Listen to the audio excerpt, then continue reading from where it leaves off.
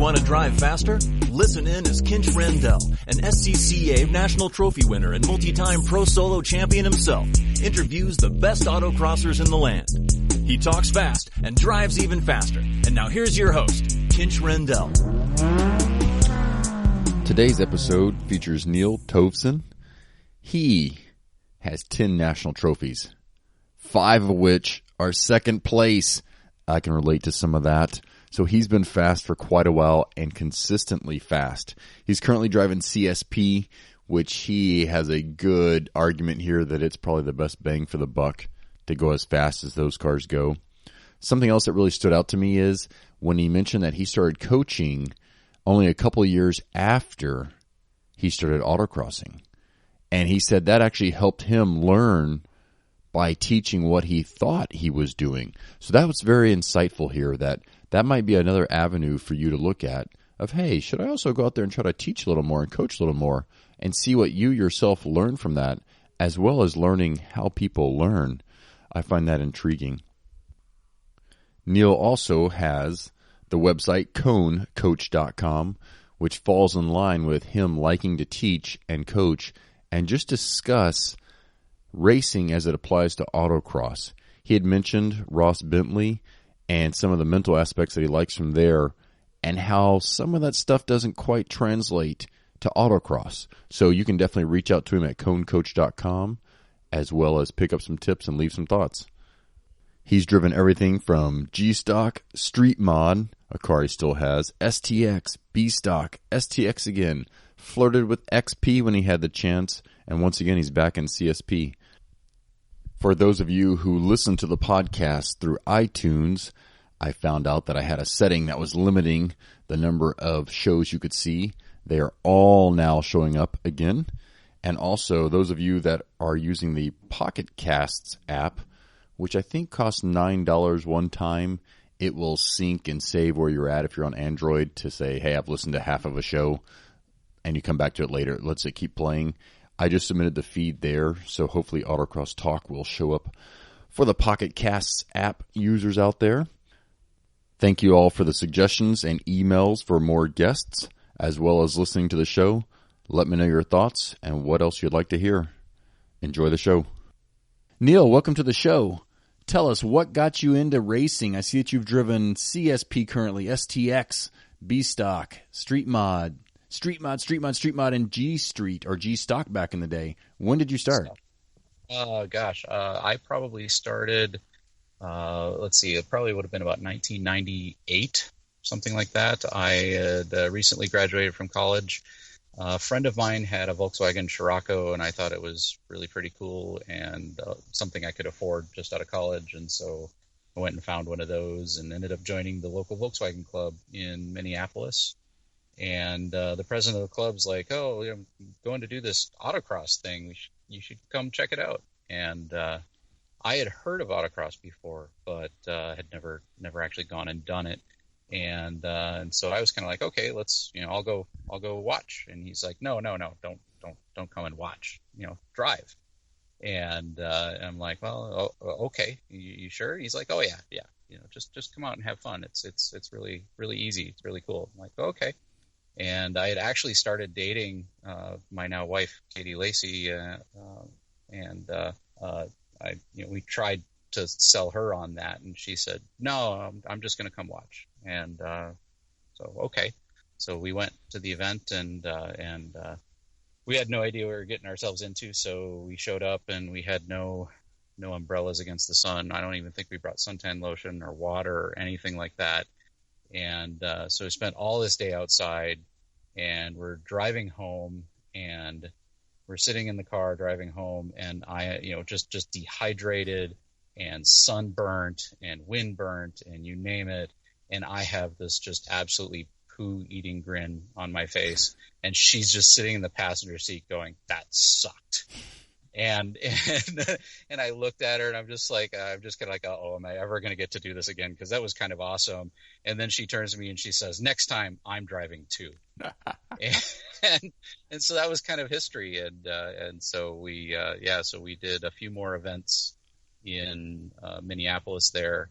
over the next couple of years. Didn't do a ton of them, but a small handful of events there.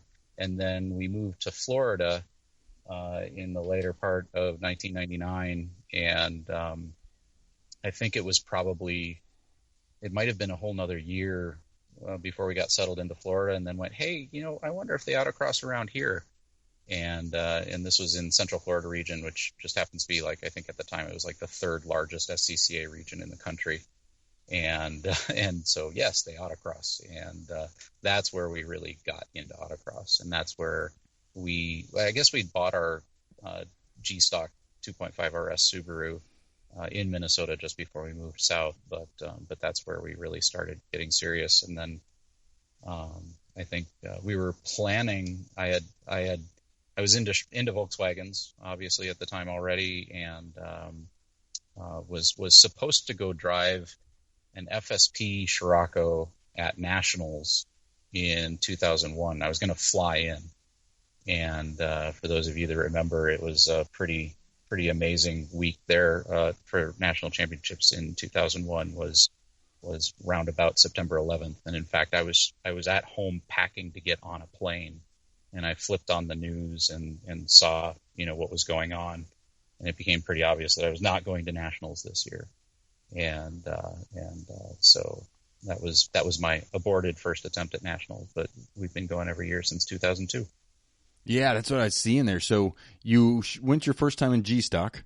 What are the thoughts from that first time you showed up at nationals? What do you remember? I think the best advice that I got that turned out to be spot on accurate was the first time you go to nationals, it is so mind-blowingly different than any other autocross event. I don't care how long you've been autocrossing. If you haven't been to nationals, it's different.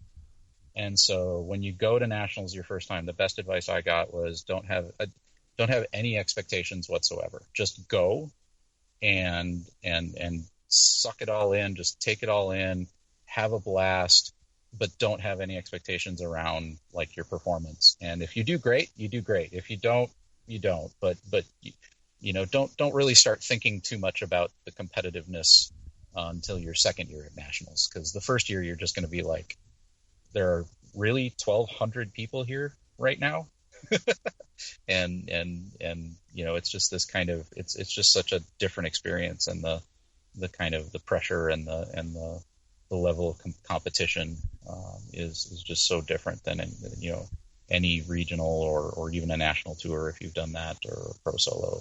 It's just different. Yeah, exactly. Like you said, 1,200 people. Every time I go, especially back then, I remember, wow, there's 60 S2000s all in the same class, or I see 10 Type R Integras all at one time.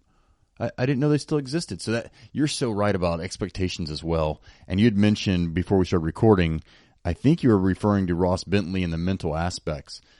That's, I think, so key we can get into later. But yeah, at first, unless you have 20 years under your belt, go there. And like you said, that was great advice. Suck it in. Just take it all in. Because even getting your bearings for what's going on, when and where, and how it all plays out. And like you said, you came from one of the largest regions, and still it just can't compare. Well, I guess to say that it was one of the largest regions, yes, they had autocross, but it's still Central Florida region at that time was really nothing like some of the larger regions now. So if you go to Cal Club or Milwaukee or some of these larger regions, I mean, it's not like we had more than 60 or 80 people at the local autocrosses in Central Florida, but I mean, still we had autocross, and that's where we kind of got serious about autocross. But yeah, just going to nationals, I'd done a couple of pro solos and a couple of national tours and that sort of thing, but still going to nationals your first time is such a different experience. Yeah. So since you mentioned pro solos, when did you first go to a pro solo?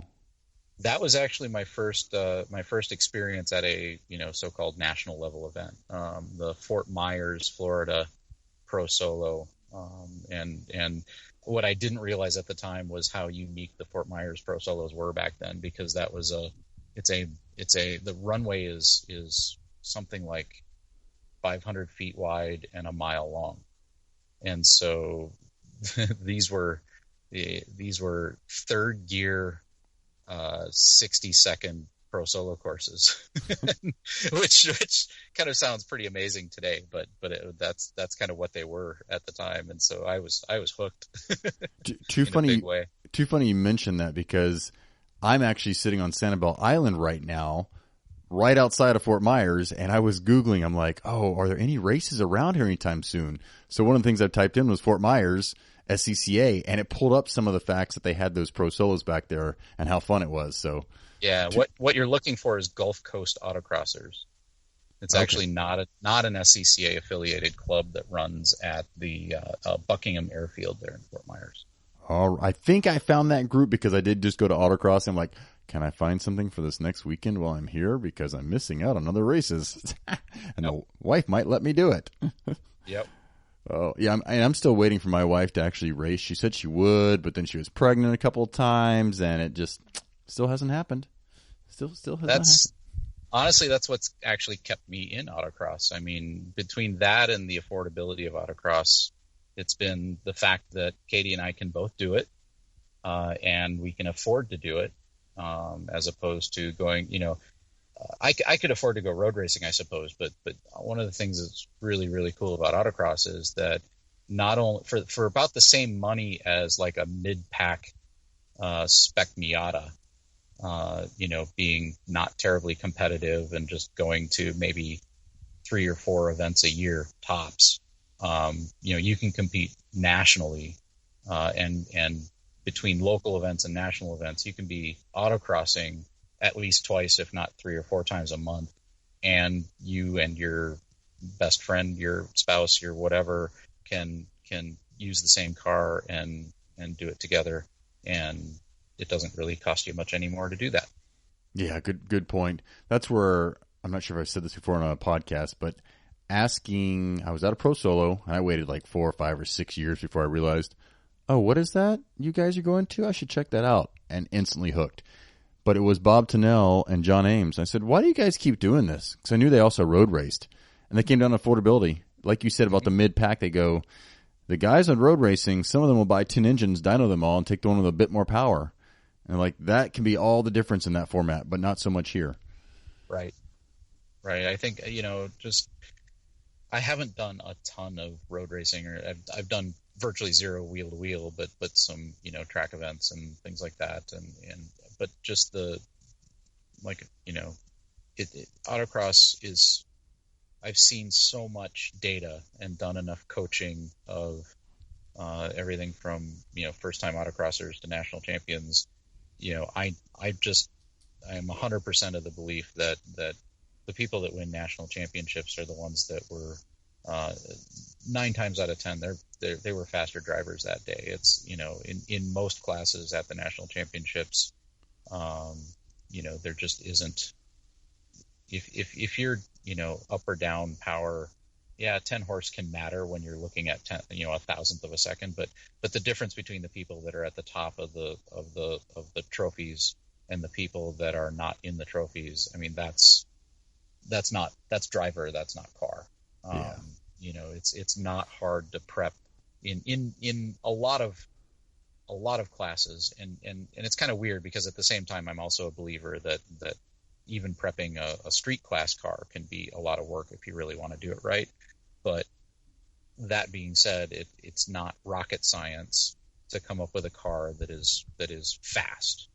The 90%. My CSP car, for example, when we bought it, it was fast. With my experience looking and having built a street mod car and stuff like that, I mean, I looked at the car and said, oh, it's got a million things I need to do with it yet. But the reality is that we did a few of those things and went and finished second the next year. It's not, you can have a car that is not 10 tenths and still be very competitive. And a lot of classes, you kind of look at that last, 3% or 5% of the car prep that costs so much money. And it, for a lot, I really believe that, especially like in the CSP car now, we've spent so much money this spring trying to get the last 3% out of it, and I think the car's slower than it was last year. Oh. And it, it's just like, I think we might have been better off leaving the thing alone where it was last year. And I think you can build a very competitive car in most classes without going necessarily to the moon. Yeah, I totally agree, and I can think of somebody had a Mitsubishi Evo, still the stock seats, the bigger battery. I can think of a Type R Integra in an ST class, same thing. Like they weren't even getting all the weight out, and it didn't matter. They could still be in the top 3 or 4 people. I think the Evo that I'm thinking about actually won, and they said the only thing it really had was trick shocks, supposedly. Yeah, So, and I think there is something to be said. So I've owned away a jacket. I think the closest I've been was 2.5 or 3/10 out of the wind. And so you start looking. The problem is that you start looking at it as if you actually do the math and look at the data, and you're 3/10 out of a jacket, and you start looking at the data, and you start realizing that if you had another 5 horsepower, that might get you 3/10. If you look at the acceleration times from 30 to 60 miles an hour, and figure that the average autocross course does that maybe 3 or 4 times, and you get a 0.5 out of each of those, and then over 2 days, it's like that's 3/10. And so, that's what causes you to start chasing the last 5 horsepower or whatever it is. And the math doesn't lie. I do think there's some legitimacy to that. But what we're talking about here isn't whether you're going to be competitive or not. What we're talking about is going the last few percent on the car prep is going to help you win on the day when you otherwise would have been close. Yeah. But if you want to be competitive, I don't think you need the 10/10s, I think that's totally true. Just looking at ST with the Civics, how the different weights. I bought Jeff Wong's car about over a year ago now, mainly for his shocks, and I weighed it and dynoed it, and I'm like, dude, your car, I knew it weighed more, actually. He told me what it weighed. I was like, you made less power than me, and you still drove this car like no other. So I straight up told him, I was like, that's amazing. Whereas for me, since I don't know a ton, I'm like, oh, I can weigh 2 parts and put the lighter one on. That's always been the only thing I can get out, and yet I have a list. I never took all the weight out. Yet I had a Japanese and it was lighter. One thing I will say again that Mark Matarash said, and that I dynoed my car right after that interview. After 2 pros this year of not doing well, I did dyno it, and it was down like 11 horsepower or 10 or 11. So basically 10%. Yep. And that's where, at least in the back of my mind, between not having brand new Bridgestones or any brand new tires, I am so hoping that I didn't forget how to drive. And I've been in the same boat as you, being second place at Nationals. And I've never thought it was the power. Now, in the back of my mind, I've always thought, oh, I wish I would have dynoed my Integra. I wish I would have dynoed each of the cars. So that's something from now on, like Matarash said, every year. He just goes and dynos it just to make sure. I probably will check that box from now on, because I've done silly things, like pretty much all of them, to not do well at times, like not checking the rear tires or not having fresh tires. So there are some things that once you get your car, like you're saying, anywhere close to prep, there are some big gotchas like tires for sure. Well, the one thing that I have noticed over the years is that the people that do, people like yourself that just consistently do well are the ones that, you've got some alien drivers out there, the Brian Highcotters and Jeff Wongs and people like that could probably drive a shopping cart faster than I can. But there's this whole kind of class of people that are really, really good drivers, and they have really, really good cars. And when I look at the difference between the people that are really successful consistently and the ones that kind of have hit or miss, it usually either comes down to either a high-risk driving style, where they're on the days they're fast, they're really fast, but a lot of times they hit a lot of cones or something like that. Or the other camp that you kind of see is the people that don't pay attention to the details. And, building a 10/10 car, all the stuff that I just said about that, I think is separate from making sure that whatever you have is healthy. And I recently have discovered the particular idiosyncrasies of how the VVT cam sensor on my Miata can slip, and when that starts happening, you lose serious amounts of power. And I've recently discovered these problems, and and it's explaining a lot of the frustrations that I've had in the last year. But we had, I've kind of developed this thing where you do pay attention to the details, like especially before nationals. I'll put the car up on jack stands and I'll just roll underneath it with the creeper and just practically fall asleep, but just sit there and stare at stuff. And it's amazing what you see. It's like, oh, that bolt's loose. Yeah. Oh, there's a bit of oil dripping there. Oh, there's, whatever. And sometimes you see something really serious that you probably wouldn't have noticed otherwise. And the same thing with the dyno. If you're serious about it, get your car on a dyno once a year, something like that. When we were running B stock, the RX-8, I didn't own that car. We were co-driving with Ivan and Gretchen Austin at the time, and we kind of thought the car didn't feel quite right. Ivan took it in, and it was, I think, down 30% compression. And that was like literally the month before Mazda came out and said, hey, yeah, this Renesas engine, people have been having problems with it, and we're going to extend everybody's warranties and give them all free engines. Oh. And we're like, oh, it was like perfectly timed. But we realized we were down a whole bunch of power, even on the stock class car. So you mentioned coaching. What kind of coaching have you done? What are some tips and thoughts? I got into coaching fairly shortly after I kind of started getting serious about autocross. So I probably started coaching locally in, 2001 or something like that, 2000. And it was for purely selfish reasons. It was because I kind of started figuring out that if I could explain something to somebody else, it helped cement it in my own head. And it also sort of forced me to try and practice what I preach. And it turns out that's been the best way for me to sort of coach myself, is to try to explain to others what I'm doing.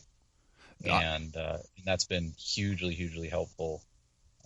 And so I just kind of continued to do that. And then along the way, I kind of found out that, I could help people. And then I got into data analysis, with, data loggers and whatnot. And people started asking me to help them with that.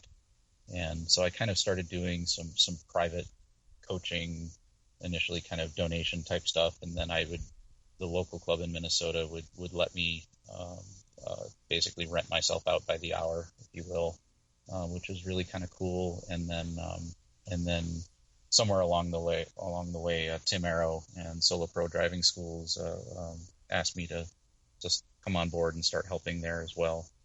And so that was really kind of my first opportunity to travel all over and get to do some coaching. And I really like doing it. It's so much fun watching. I call it that light bulb moment when you figured out the right way to communicate an idea to somebody, and then they went out and did it, and you just see it in their eyes, and they're just like, "Oh my God, now I get it."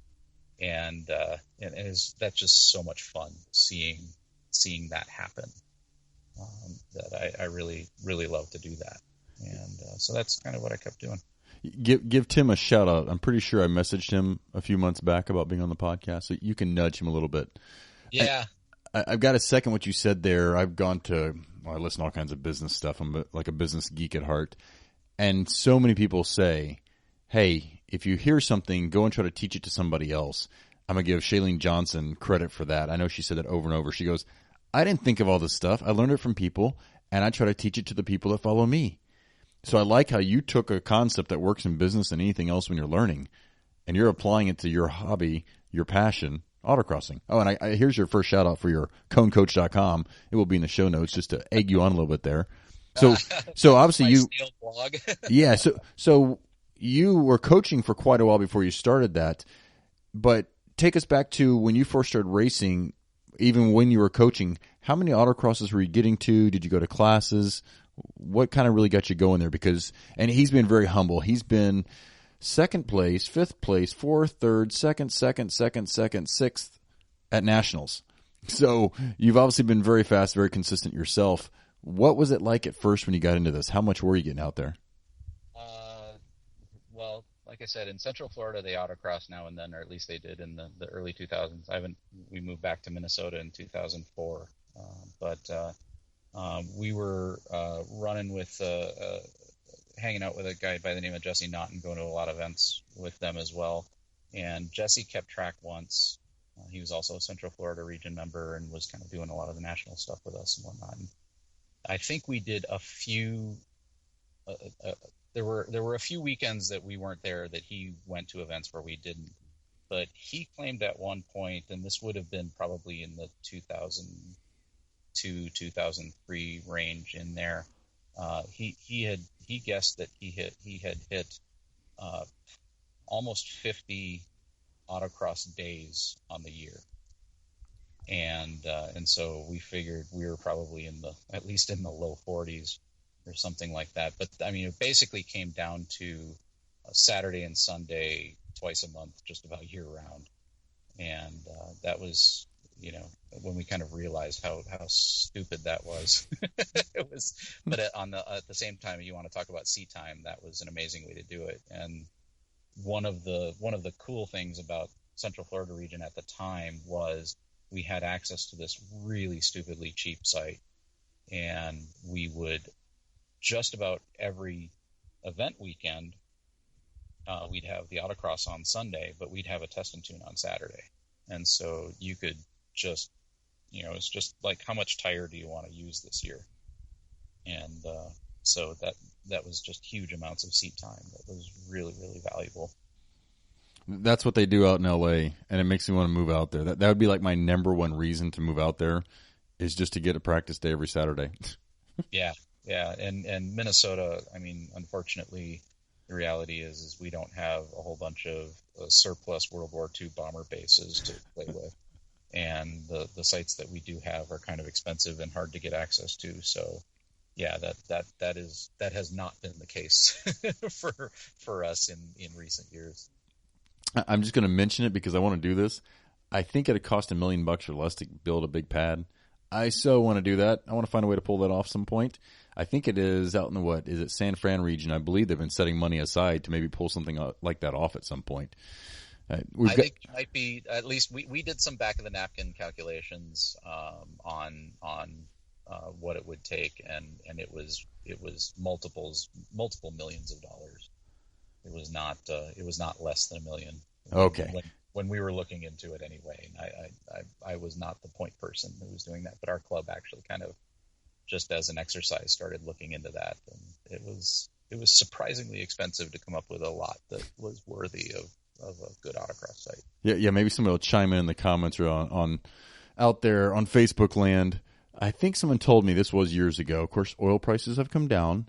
I think it was $100,000 an acre just for the asphalt. That wasn't the land or the prep. But I was like, okay, a minimum 6 or 7 acres. We could pull something off somehow, some way. Let's get this going. So just put the idea out there. Donate the land and somebody else to, yeah. Yeah, it's all possible. So you've been coaching. You made quite a few events to begin with.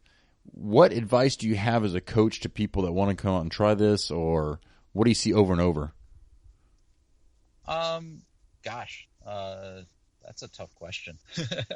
I think, it's just hard to replace seat time. But the biggest thing I think, as far as my own learning curve, was, in addition to seat time, it was getting feedback from other people.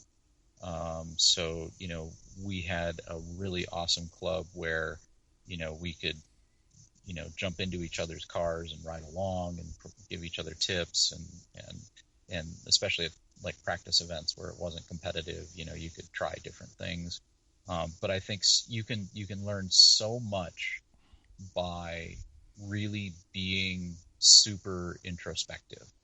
And I think that's not something people talk about a lot, but if you really, there's a certain art, I think, to stepping outside of yourself and analyzing your own performance, and trying to take out the ego, trying to take out the emotion, trying to look at what happened, and whether you do that with data or video, or just close your eyes and try and recall the last run and think about what happened and what didn't, and what the car was doing, what you were doing, all those sorts of things, you can go down a very deep rabbit hole of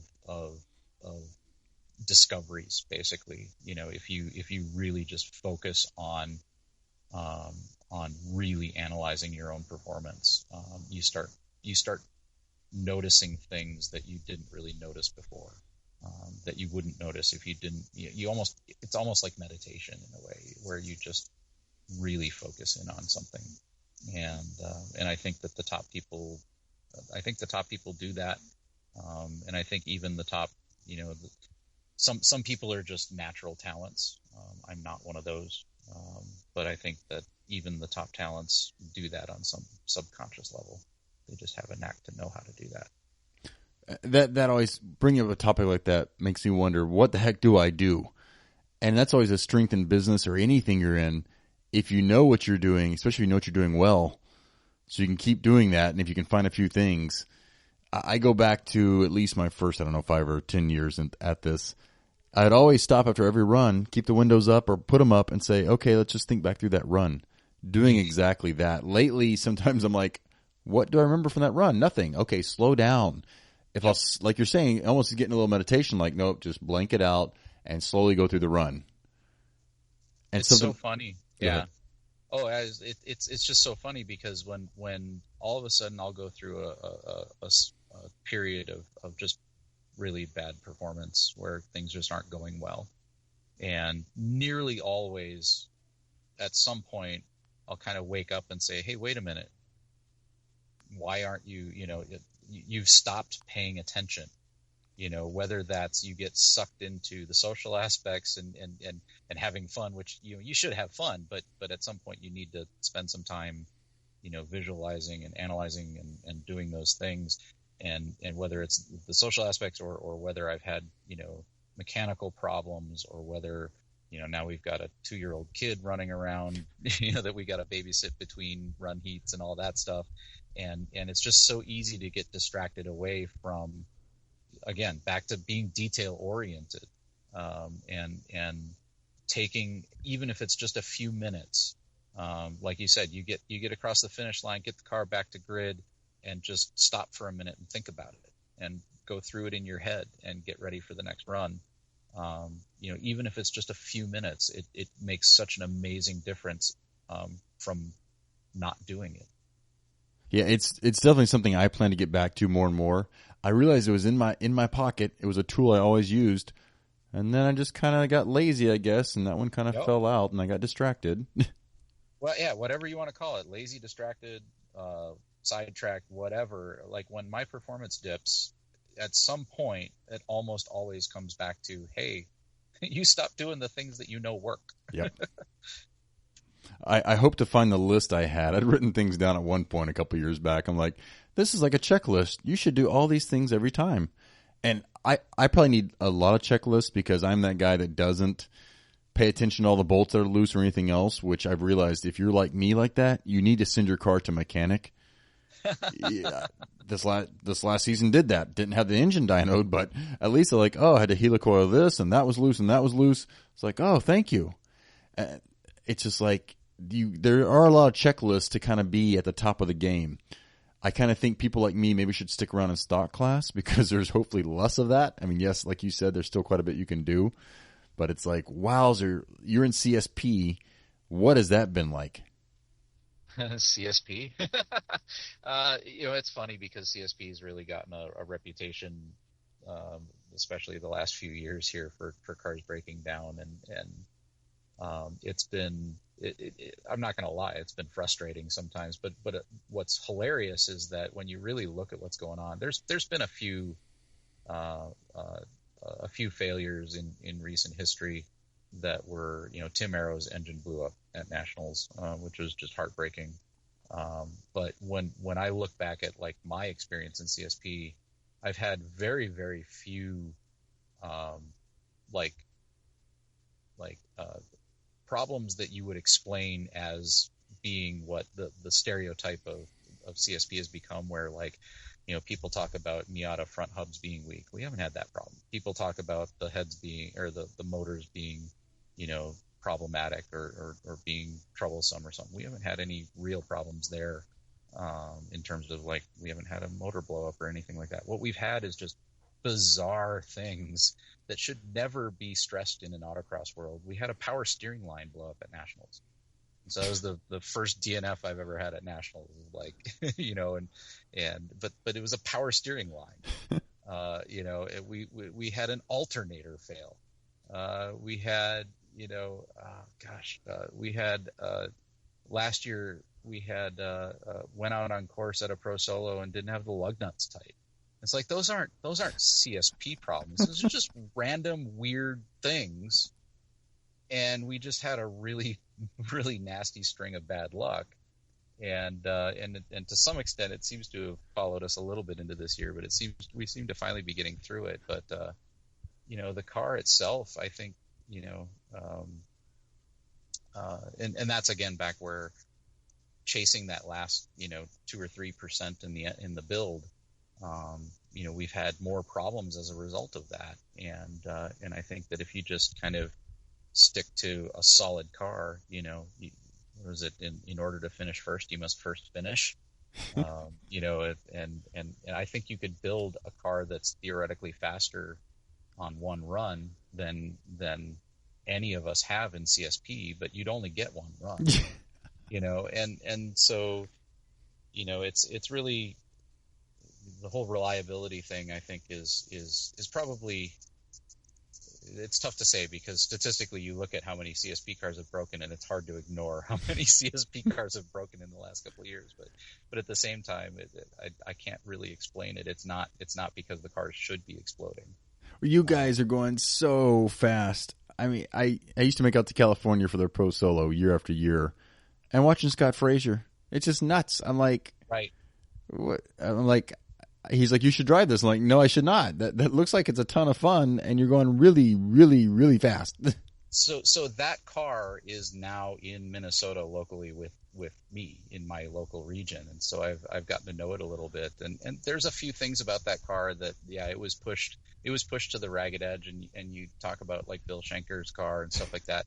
And I think that as far as like being, pushed to the ragged edge and maybe being to the point of being fragile, I think that those are the cars that maybe gave CSP that reputation. And then somehow, just out of karma or something like that, most of the failures that have happened since those guys left the class have just been, like I said, weird things like power steering lines and alternators and idiots not torquing their wheel bolts and things like that. I mean, so it's like this trend of CSP cars breaking has continued, even though I think the cars actually should be more reliable. Yeah. But what kind of G's were you pulling at the tour last week? Yeah, so that's really what drew me to CSP, and the reality is, I think that you'd have to spend a lot of money in something north of SP, because I built an SM car. I know what it takes to build an SM car. I've driven XP cars and helped build XP cars, and I know what that takes. And it is, anybody who thinks that a CSP car is as expensive as a similarly built XP or street mod car has never done that. Because when you look at the kind of performance that you can suck out of these Miatas versus what they cost, it's just astounding. I mean, we were pulling peaks of 1.8 G in Wilmington last weekend, and there's just, in order to get a car that does all of the things well, in another class, I think it's so hard to beat, because you're going to be talking about a Corvette, which is more expensive than a Miata. You're going to be talking about a higher prep level like SSM or XP, which is more expensive than a CSP Miata. You can just, the car is so good at so many things that it's addicting on a level that I've never experienced before. Once again, if people have not paid attention, come to Nationals just to watch them. I forget where you guys fit, like who all y'all beat, but the raw times are right there with so many of their classes. It's insane. Yeah. And I think that the chassis balance is so good. I think autocross really, people talk about power to weight. I think autocross is all about area of contact patch per weight is the metric that matters in autocross, and it's pretty tough to beat a CSP car running 275 Hoosiers running about 2,000 pounds, and with near perfect weight distribution, with double wishbones all the way around. And they don't have a lot of power, but they have enough to be really fun. Yeah, because I don't think people get in autocross land. If you're newer to this, that my little Civic, so the Civic's like an 89 to 91 Civic CRX, they're putting out 110 to maybe 120 horsepower, I'd guess. What do you guys get into in SP trim? Up to 150? About 150 at the wheels seems to be what most people are running. Yeah, it is so fast once again. I mean, which classes has CSP raw timed? It seems like they are right there with a lot of the other classes in SP. Or ahead of them. It depends. And I think one of the things that's been interesting in the last few years, you've seen, historically people have talked about how CSP raw times, SSP and ASP or even SSM or those sorts of things. I think that you've seen less of that over the last couple of years. I think partially because I think the courses have trended more towards being favoring cars with power.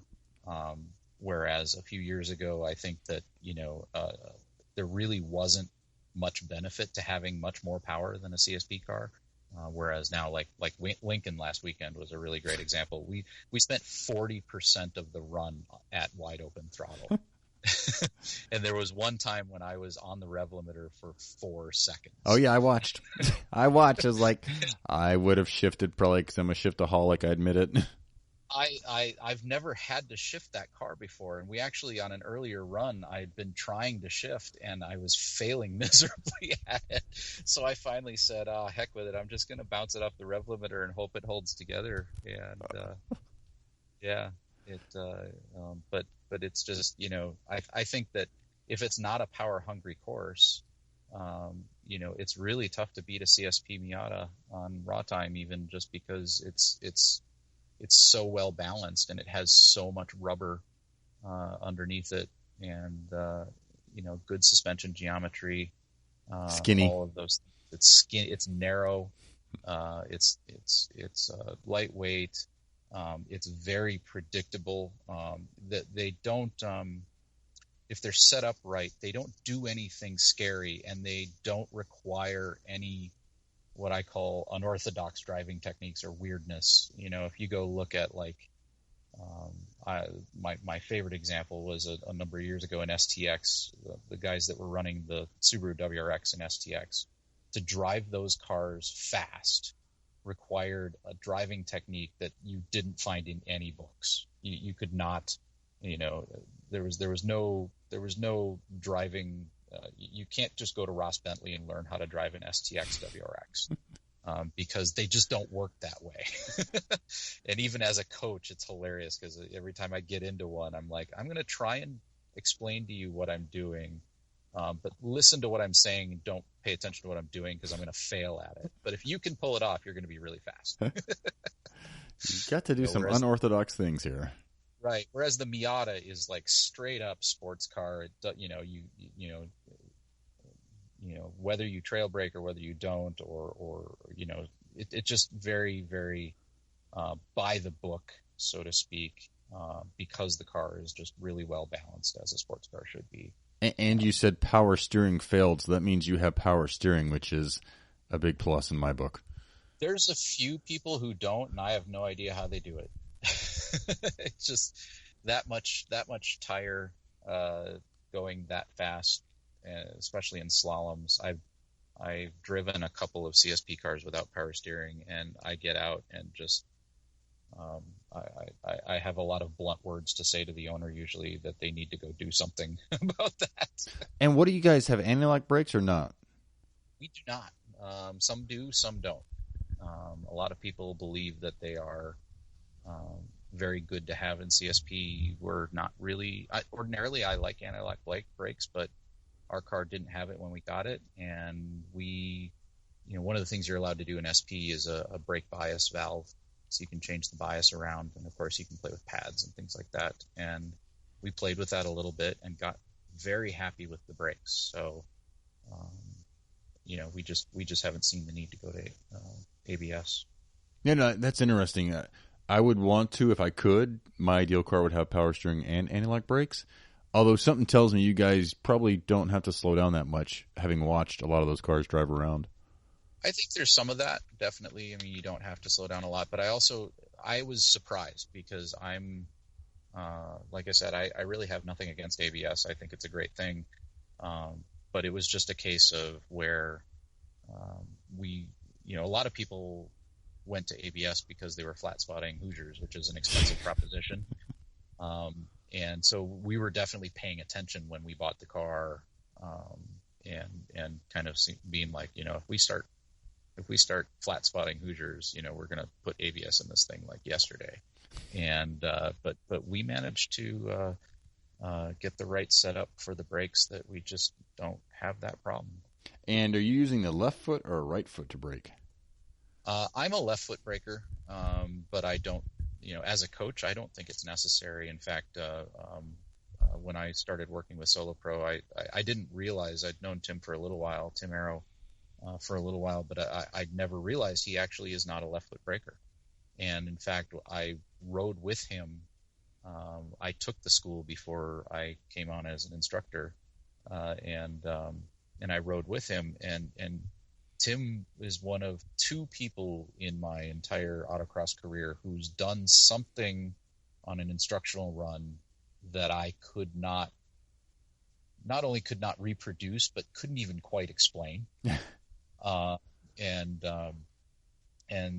so I was at a Solo Pro school, and there was this one particular corner where my car was it was a decreasing radius corner, and it was just gonna understeer all the way in. And I was actually using my daily driver 330 BMW as for the school, and it's just a stock suspension, nose heavy BMW on a decreasing radius corner. It's gonna understeer, right?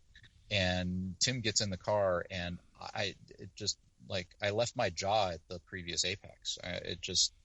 I couldn't explain how he got through that corner carrying as much speed as he did, and the car never transitioned to understeer the whole time. And so we get done with the run, and I'm like, okay, explain that to me, and I was like, so you're left foot braking? And he's like, no, I don't left foot brake. And again, my jaw was still back out on course, but if I'd have had a jaw left at that point, it would have fallen off again. And, so I'm 100%, of the belief that you can be very fast without left foot braking. But I do think that it is theoretically a hair faster if you can get good at left foot braking, because you don't have the transition time. You can work both pedals at the same time. And there's a few edge cases where that becomes useful. Perhaps more than anything, it reduces risk, because it allows you to solve mistakes faster with less damage. But clearly it's not a prerequisite or a requirement to going fast. I like how you said that, reduce risk. I always say I left foot brake because it settles the car. So I can be flying through a slalom or something else and just add a little bit, just drag it just a little bit, and it just settles it down. All these front-wheel drive cars, people don't really get that. I'm like, no, the rear gets more grip, sucking the car down because it's braking. I was like, it really does make it comfy, I guess. It's like a little crutch I have sitting there. Yeah. And a lot of times, actually, the problem that I've seen is and certainly when I first started left foot braking, is you use it. The problem is once you get your left foot sensitized to being a brake foot, the first thing that happens is you brake everywhere. Yeah. And so that's the other thing, is that sometimes it can be a liability because it's too easy to bleed speed. Yeah. And so, but I think like I said, I think there's a theoretical benefit, and I think that most of the benefit is in reducing risk. And I look at a lot of autocross as risk. in terms of like when you go out on that next run, especially at the national championships, what, you know, how are you going to manage the risk? Because anybody can drive through that course at some speed without hitting a cone. They won't be fast, but they won't hit a cone. Yeah. So meanwhile, anybody can go through that course and match or beat the national champion, but they'll probably hit a lot of cones or straight line a slalom or whatever, right? DNF, something like that. Somewhere in between is somebody who can run the course really fast without hitting a cone. But there's always going to be parts of that course where the fast line is super close to that cone, whereas other parts of the course, the fast line isn't really close to any cones. And so what you end up doing is looking at risk of figuring out, you know, and that's something that I've kind of developed that I think has helped make me consistent, is being able to say, I'm going to go out on the next run and I'm going to do the same thing as the last run. And except I'm going to go, you know, 6 inches wider of this cone because I hit it. And I've actually gotten to the point where I can kind of predict, I think that is going to cost me 0.2 or 0.3 or whatever. And, but that might be fast enough to win, or maybe that's just the best I can hope for today or whatever. Yeah. But I'll actually break it down like that in terms of risk profile and figure out where I can go faster with the least amount of risk. Yeah, I think of that using left foot brake as you're cutting down the risk of sliding offline too much or sliding into a cone.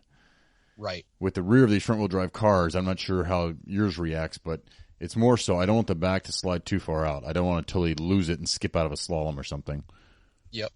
Yeah, and I think that comes back to as well, you know, if you do make a slight mistake, you know, if you're not left foot braking and you make a slight mistake, no matter what, you're going to have the time it takes to move your foot to the other pedal and then engage the pedal. Whereas if you make a slight mistake and you're left foot braking, a lot of times you kind of realize that you're making a mistake as you're making it. Yeah. And you can already be feeding in that left foot a little bit, and so you're already there. You can already preload the pedal and basically feed in a small correction that's smaller and faster that gets the job done sooner before the car is further out of shape. Yeah, having talked to a lot of people about this, I realized, actually even before talking, maybe a year or two ago, I realized I don't ever just do a pure lift. Have you thought about that? Is that something where you will just lift hard instead of adding brake, a left foot brake? It's kind of odd that you asked that question. It's something I've been experimenting more with lately, because I think as a left foot braker, it's always so easy to just add a little brake. And again, you go back to some really, really fast drivers who don't left foot brake, and a lot of times they're just lifting. And so it's something I've been playing with lately. And you know, you don't get the weight transfer when you do that, which is another thing you can do with left foot braking sometimes is you can sort of cheat weight transfer a little bit by transferring a little weight with your left foot on the brake without necessarily lifting on the gas and giving up the velocity. Yeah, and, that's the Bob Tennell. Watching him tap in slaloms, I'm like, why are your brakes coming on every slalom cone? He's like, oh, you noticed that? I'm like, yeah. And he's just putting that little bit of extra weight on the nose, a little bit extra weight. Yep. So, but at the same time, I think that there have been times, you know, I'm realizing that there are times when I don't need as much weight on the nose to make it through the section as I thought I did. And I was using the extra steering authority as a little bit of a crutch. And maybe that only cost me 1 or 2 miles an hour, but it's something. Yeah, and I'm doing the same thing you are. I'm trying to, and at the test course after the Lincoln Spring Nats, I went out there, and except for the big brake zone, I actually only used my right foot to brake. Not that I plan to do that as much, but I'd like to at least have a lift where I think, oh, I'm just going to lift here to see if the car will transfer or do something. I just think that would be the ultimate, if you can left foot brake, but also realize, hey, at times I'm just going to lift, and whatever that does for my car, I'm going to use that because I know that's there. Yeah. I mean, I think it all comes down to what is the right action to take, yeah, or the right correction to deal with the mistake. And if you right foot brake, it's, you're going to tend to trend towards not moving your foot very much back and forth. If you don't have to move it over to the brake and back to the gas, then you won't. But at the same time, if you do have to, it's going to take you a while to get there and back. Whereas the left foot brakers are going to be like, oh, I can just add a little left brake, even though I didn't really need to, and that cost me 3 miles an hour. Right? It's there. I can do that. It's, every, when you've got a really fancy hammer, you think you can solve every problem with it, right? Yeah. So, I think no matter whether you left foot brake or right foot brake, I think the bottom line is figure out what the right answer is at any given situation, and being able to apply the appropriate input to the car at speed on a run when, you've got the red mist and and your hair's on fire and all that other stuff. I mean, that's the challenge, whether you right foot brake or not. And also realize you're hopping in somebody else's car. If they left foot brake and you don't, you're going to think the car is probably totally different. I'm not sure, honestly. I think that there's definitely, everybody's got their preferences towards loose or tight cars or whatever. But I've co-driven with people that right foot braked and they thought the car was great, and I've co-driven with people who left foot brake and we totally disagreed on car setup. So I don't necessarily think that has a lot to do with it. Okay, so, yeah, and what I'm thinking about there was, I'm coming back to Civic and Integra land, is it seems like the people who left foot brake, at least I know for myself for sure, I don't think a car is loose unless it's way loose. Because once again, I'm just adding my left foot anytime I think it's loose. Right. Whereas other people can get in some of those cars, not that mine's really that loose, I don't believe, but they'll get in there and they'll be like, I can't drive your car. And a lot of people will spin a Civic when I haven't spun in forever. One thing I forgot to say when you talked about not shifting third gear, at times I think it's something you should practice, although not at a tour necessarily. But I remember in that Integra, we were at a Pro Solo, I think in California, and I was like, oh, I'm going to third gear there. And I spun it 2 or 3 runs in a row because shifting a car to third gear that's front-wheel drive was not an easy task in like a slalom or an offset or something. Well, those Integras don't exactly have the most precise shifters in the world either. I'm complaining about the GT3. Actually, I'm not complaining anymore. I love Porsches, and Porsches love me, and I will not hit reverse lockout anymore. I may sob about this for months. Actually, no, because next time I drive the car, it's going to shift every single time to second gear like it's supposed to. Can you hear that noise? I think I can hear everybody listening crying you a river right now. I believe you me. If it happens much more, it will not happen anymore because I won't be in the car. That's how I feel. So I don't ever say yes to fast cars, and yet that I couldn't say no to. And I got to the point, I'm like, at a tour when you miss 2 out of 3 shifts, and then at local events when you miss 50%, it's just not worth being at an autocross if you miss half your runs. I don't care what the car is, right? I mean, it's like a car that brakes. I don't put with the cars that brakes, and if I can't shift you to second gear, So, and I just like also so you can tell us which cars you've driven. And coaching, you've been in a lot of cars. I have not done that. So this is the first car I've ever driven more than like 1 or 2 times that wasn't mine, and it's a rear engine car. So I'm in this whole new world of, I got to figure this out. Yeah, and I think that's another kind of dirty little secret of people that do a lot of coaching and instructing is you get that opportunity, and so I can jump from car to car, and it's not so much that the ability to jump from car to car is by itself great. That comes in handy and you can show off with it sometimes, but that's not really that useful. What's super useful about it is the breadth of experience to figure out what fast is in lots of different contexts, and then being able to apply them. And so like to your point about not spinning the Type R, and if it's super, super loose, you just use your left foot a little bit and drag it. Well, you kind of get to that point where you're like, to go really fast, you shouldn't have to do that. And so rather than adapting to what the car is, you can start saying, well, this is the way the car should be. And that's where, you factor in your driving style with doing car setup and be able to take a car that isn't working well and make it work better. And sort of parsing out whether it's your driving technique that's the reason you're not winning versus the car isn't handling right, because you come across a lot of people that can simply adapt to anything they get in, and they can go pretty fast in a car that's pretty junky. And I just look at that and go, man, if they could actually set that car up, they could go crazy fast in a really fast car, and so I that's one of the things about jumping into a lot of different cars that's really useful, is you kind of learn how they're all different, and how what they how they work when they work, and rear wheel drive, front wheel drive, all wheel drive, mid engine, front engine, et cetera, and how they all are different, but you can then take those ideas and sort of figure out what works in your own car. Yeah, you just helped my mind kind of explode there and open up to some new thoughts, that you're getting in lots of different cars. I think you're obviously able to get to the limit of the car, but because you can compare it to another car either that's the same or you've been in so many cars, you then are developing a feel of, hey, this one doesn't do this mid-turn as well as it should or as well as it could, because I've been in another car, or all these other cars do that better. Mm-hmm. Right. And one of the things that I found myself doing is people talk about how driving front-wheel drive is different than driving rear-wheel drive, is different than all-wheel drive, etc. I don't disagree with that, but that's not how I look at it.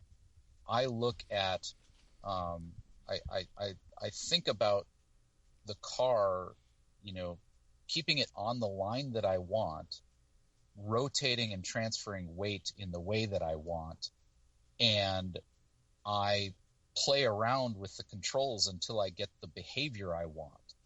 And so, yes, ultimately that might mean that I'm driving the front wheel drive car differently than the rear wheel drive car, but I'm not thinking about, so many people think about, oh, you've got to trail brake it, or, oh, you've got to, do this with the steering and chuck it in this way, or be super smooth here, or whatever. I don't really think about the inputs. It's kind of like the difference between, if you think about, if you know anything about engine tuning, and the difference between closed loop and open loop. A lot of people, in my experience, drive the car in open loop. They know that they need to turn the wheel this way or apply the brakes this way, and it works in that car. But that doesn't translate to another car. And so if you have kind of more of the closed loop mentality, you're just continually looking at the trajectory the car is on, the way the car is rotating, and the way it's shifting balance, and you're just figuring out what inputs you need to do to keep it on that desired path. And so I don't think about driving differently in a front-wheel drive car, even though I probably do. I don't think about it. You're constantly analyzing what the car is doing, where it's at, and where you want it to be at, it sounds like. Yeah. And so I'm not thinking, oh, I'm getting into a front-wheel drive car, therefore I have to do X. I'm thinking about, I'm in a car, and it's not quite doing the thing that I want it to, so let's play with the controls until it does what I want it to, and then figure out how to do that more rapidly on the next corner. Nice. Okay, I'm giving myself excuse for saying I don't have any feel, because I've always stuck to pretty much the same cars. That's one thing. Is I'm trying to make myself, given the chance, get in other cars, even just ride in them, just to like get outside the bubble I've been in forever, going, oh, how does this really work? How does that work? Well, if you're doing something like coaching, especially if you can have the opportunity to coach with some of the schools like Evo and Solo Pro and whatnot, where you actually are in a situation where you can drive the student's car, which isn't the norm, certainly, but that's a real special place to be, because you're basically putting yourself in this position where you have to you're expected to be able to show the student how to do this, and you've never driven their car before. You've probably never seen it before that morning, and who knows when you let out the clutch what that thing's going to do. And and you need to be demonstrating proper technique and all this stuff by the second cone on the course. And so if you're thinking about the car, you're never going to get there because you don't know the car. But if you're thinking about the line and weight transfer and rotation and so forth, and then by the second or third cone, you can be like, oh, this car is behaving this way. I know what it needs to be able to do. Nice. Let me admit right now, I can't drive replica Cobras at all. My feet, my shoes, the steering wheel. Clay got me in his, what was it? I guess 2 weekends ago now. I was like, no, Clay, I shouldn't do that. I really shouldn't do that. That thing was a beast. Oh man. Oh. I've had the honor of jumping in a Cobra a couple of times, and yeah, and more recently, I actually got an opportunity. It was kind of a bucket list sort of thing for me. Is a TVR Griffith that runs in the Chicago, Milwaukee area, and his name's Kevin, and he let me jump in his car, and it's on full slicks, basically E-mod car, and man, you don't fit physically into the car. I mean, the steering wheel is in your chest, and the pedals are like around the side of the engine. Yeah, the engine is sitting right there with you, and it ergonomically it was awful, but it was so awesome. you need race shoes because left foot braking in that car was not good because my left foot would push back down on my right foot. I drove in my socks. Oh, I have size 13 feet, so I should have thought of that. I told Clay, I was like, in Hondas, I hear you just bend the pedals where you want them. He told me, he goes, I don't think those are going to fit. I'm like, what? He's like, your running shoes, they don't really fit in here. That was, the fact that he could drive that car as fast as he could, and once again, needing a different technique. I watched Bob Klingler drive it, and he kind of spins at the finish, and he kind of spins at the finish. I come to the finish, and I start to spin also. I'm like, what is the deal here? How can I not just trail brake into the finish? Oh, yeah, lots of different things. I guess I am thinking, wow, the coaching, if I can not get car sick, is so good because you're hopping in all these different things. And like you're saying, you have to figure out the feel very quickly, but you're really just focused on what is it doing because I'm going to try to keep it on this line.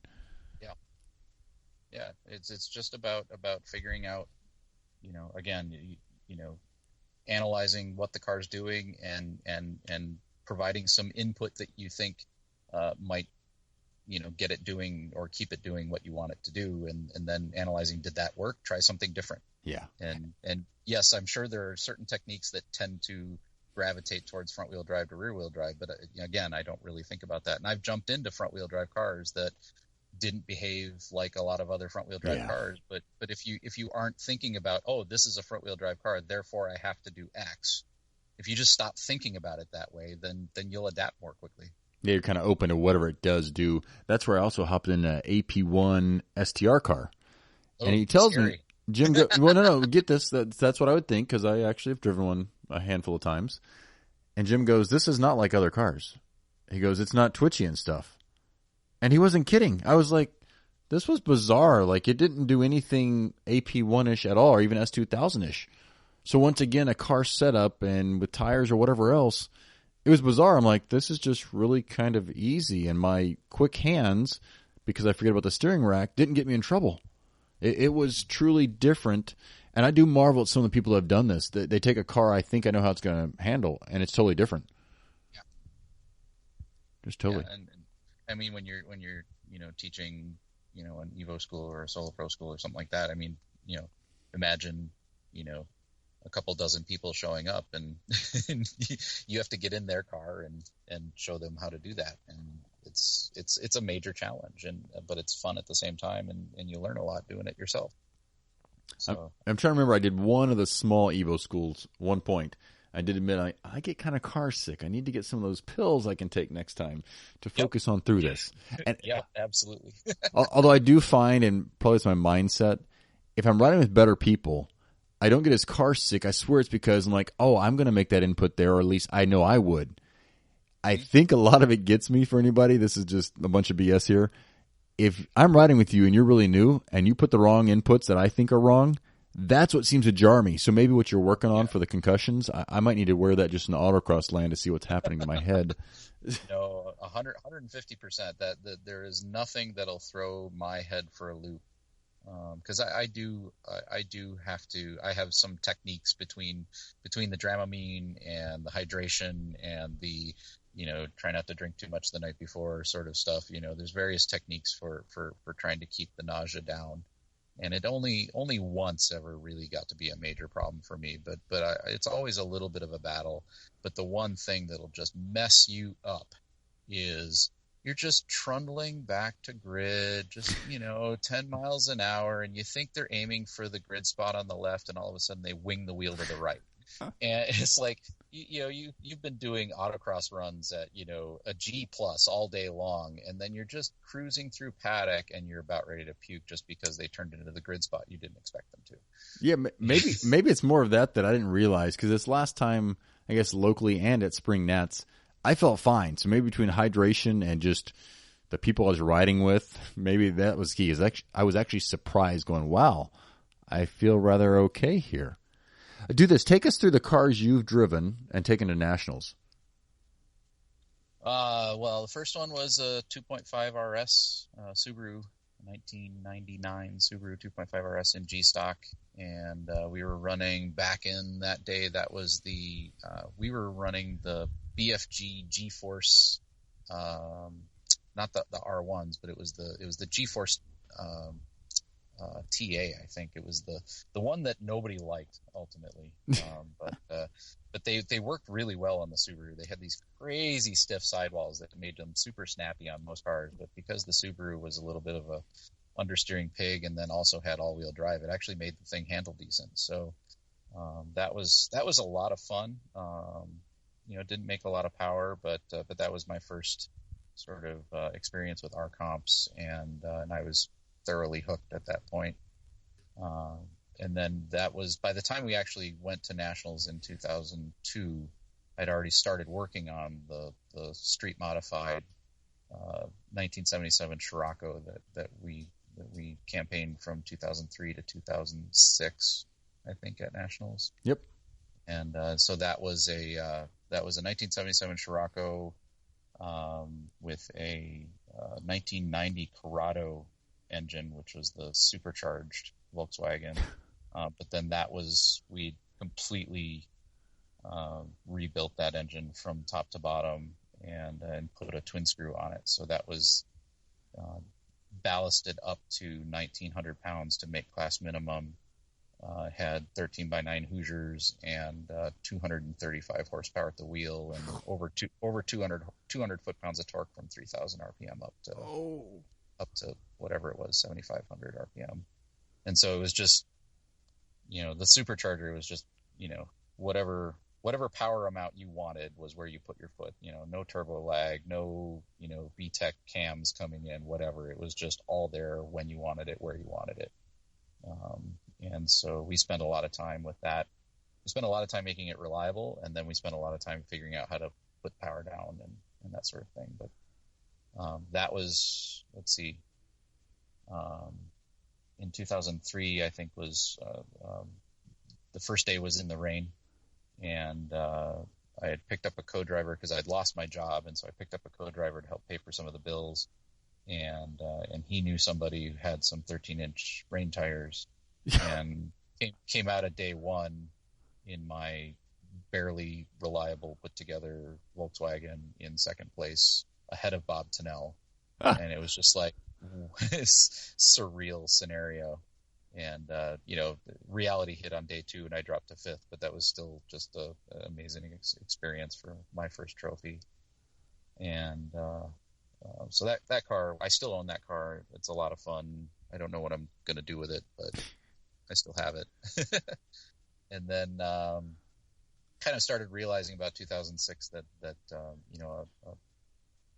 1970s Volkswagen Econobox is just never going to compete with an Evo or an M3 or something. And so ended up driving with a friend of mine in a 1993 BMW in STX for 2007. And that car had finished fifth the year before, and then my friend Daryl bought it and co-drove with him, and it was funny because Chris Fenter ended up winning the national championship that year, and we were running against him in Milwaukee. We go to Milwaukee quite a bit, And I said to him, he was just kicking my butt all year long to the tune of about 1 to 1.5 seconds on a day. I mean, it was like I wasn't even close. And I remember saying to him like a month before nationals, I was kind of just like, dude, what do I got to do to catch you? All I can hope for is that we go to nationals and there's nobody between us. And that's what actually happened. Oh gosh. It's like, I mean, he just blew the class out by such a huge margin that I still got second, and that just, nobody was more surprised than I was. Wow. But that guy's just an alien. And so, but at that point, I thought maybe the BMW wasn't the thing to have because the Subarus were kicking my butt by so much. So in 2008 and 9, drove with our friends in the RX-8, and that was really pretty awesome. It was, kind of a spec class, the RX-8s in B stock back then. They fit 285 Hoosiers stock without, I mean, and the chassis was so good right from the factory. It was that was a lot of fun, and we had a fairly healthy class, running with the Chris and Woody from the Tire Rack and Brian Heitkotter and, all the gang every year. It was just such a competitive and fun class. And then I started getting the itch to modify something again. And my friend Daryl was going to sell that BMW we ran in 2007. And so I always wanted to go to DSP because another friend of mine had a DSP BMW that I got to drive a couple times and was just blown away. 285 Hoosiers on an E36 BMW is really a very, very special experience if you've never done it. There's something about that chassis that's kind of magical. And so Daryl was selling the STX car, and so I bought that with the intention of going to DSP, and then decided to quit my job and start a business. So that never really happened. And so we stayed in STX with the BMW in 2010, and then 2011. But again, I was kind of I like to think I gave the BMW in STX, fight the good fight and everything. But other than Brian Heitkotter, it seems like very, very few people have been able to really pull it off. And so 2011, a friend of mine, Sean Ford, he'd been building this 1995 Subaru for, I think he'd had that car for probably close to a decade prior, and he just kept modifying it. And by this time, it was becoming a fairly legit XB Subaru. And I got to drive it a few times locally every year, and every year it just got sillier and sillier. And so he just said, you want to co-drive at nationals, and I went, okay. And that was just that car. That was probably the most special car that I've ever driven with some regularity and anger in competition. It was just so good at so many things. And Sean, he built everything. I mean, he laid his own carbon fiber for the hood and the fenders and everything. He welded his own suspension arms for it. He built the motor. He did everything, top to bottom, front to back. Him and his friend Brian, and the car was just amazing. And we had a little mechanical issues, and I had a little bit of cone problems. But I think that if we'd have put it together a good day, we would have actually had something for Fred Zest that year, which would have been pretty crazy. But it was such an awesome car to drive. And then back to the BMW for a couple of years. It was a lot of fun as well. I mean, I still love the BMW. I had to buy another one even after I sold that car. Just to have fun for track days and on the street and stuff. I still kind of consider myself a BMW guy. But after I sold that STX car, that's when my friend Todd and I, and of course my wife Katie, got together and said, I think if we pooled our money, we could buy something really cool and campaign it together. And we kind of spent a couple of months, spreadsheets and him and Han and debating what would be the best car to buy. And ultimately it just kept coming back to CSP Miata. And so we pulled the trigger on that, and that's where we've been since then. And like I said, for the money, I just don't think you can have a sharper tool in the toolbox. It's quite an amazing machine. If you haven't had a chance to drive one, drive one. I say no. I just say no. I will keep hopefully saying no. So if money's not the limiter, what car would you build? Well, if money's not the limiter, then you just go do one of those gentleman rides at Le Mans or something, right? But honestly, for an autocross car, B mod has always kind of been a thing for me.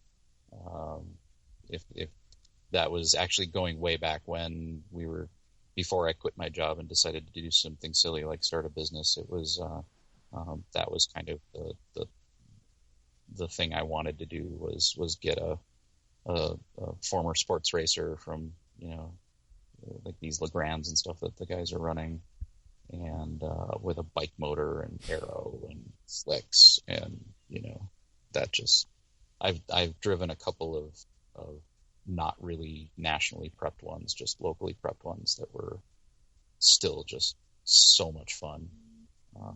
So that was a B mod car would definitely be way up there. There's several other XP cars that I think would be a lot of fun too. The Subaru, obviously Fred's Dust Lotus is one of the coolest cars out there. There's a few options for XP that would be really, really interesting. And if you can drive anybody's car out there, you've driven a lot, but whose car comes to mind, or a couple cars? Oh, that's not even. That's I have my favorite brands, and I have that sort of thing. But I'm kind of car agnostic, so I look at anything and go, "That's really cool." Gosh.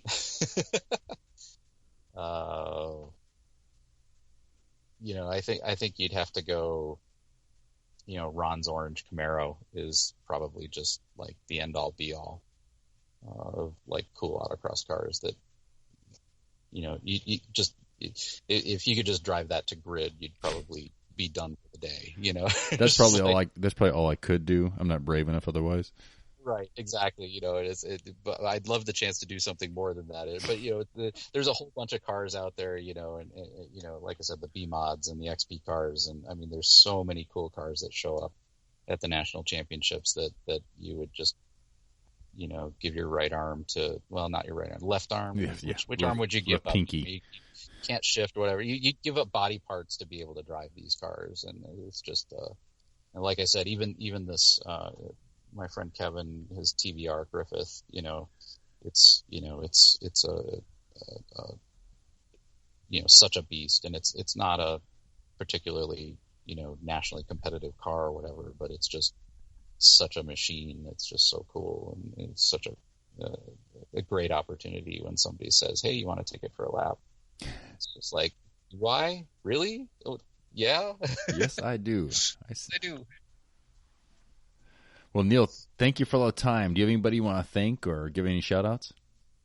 Oh, gosh, so many. I think that I've been babbling for a long time here, but definitely one of the things that I'd love to say is, thanks to all the volunteers and the people that put these events on, the people that do all the thankless things at the advisory committees and the SEB and all that stuff, because it's probably I don't know how they can do it, honestly, because the politics and the different, everybody's got their opinion and all the other stuff, and wading through all that has got to be just mind numbing sometimes, and I don't know if I could ever do that, but I definitely appreciate all the people that do. I should second all that, because I don't think I could handle it either, and I'm so glad they do. Yeah. Yep. And when they give me my spec Civic class back and a spec Miata class, I think lots of us will applaud. Okay, sorry, my 2 cents. Yeah, no, it's an interesting point. I do think that there is, especially now that I'm in a spec class. I think everybody's got their own, pick your poison, what you like to do, whatever. But if you want to, as a competitor myself, I like to be able to show up in an event and know that if I didn't win that day, it was because I wasn't driving fast enough or because my car setup wasn't quite right or whatever. But, you know, with like the way STX was, where there was such a diverse class before the BRZs started taking over, that's really cool in some ways because you get to drive the car you like to drive and it's more likely to be competitive. But on the flip side, you show up at any random event and, you know, did you win today because you were faster, or did you win because you happen to be driving the right car for that course on the right tires, you know? That reminds me, I was going to bring up whenever the Civics were allowed to run STX and STC, and how people were so pissed about that. Like, don't let these little cars do that. We don't need to pick those scabs. Yeah, exactly. I'm okay if we just have one class, and actually it can be CRXs and Civics, I think. And I think it was so cool when you'd see so many Miatas and STS, or CRXs and Miatas, and then everybody's like, no, what car should we have? I don't think they still know which car is fastest. I don't think there really is a big difference, except maybe sometimes course. So, but thank you again for all the time. This has been great. And once again, You've been very humble. You've been fast for quite a while. Thanks for inviting me. Thanks for listening. For the show notes and contact information, please visit autocrosstalk.com. There you can also subscribe so that we can keep you up to date on new shows as they come out. Also, please leave us a review on iTunes and subscribe on iTunes for the upcoming shows. You can connect to our Facebook page at facebook.com/autocrosstalk. You can share your thoughts, your insights, your questions, your suggestions there. Also share with your friends. Hopefully you found it entertaining and motivating, and hopefully other people will as well. It's been fun, and I hope you enjoyed it. Thanks for listening, and check back next week for the next show.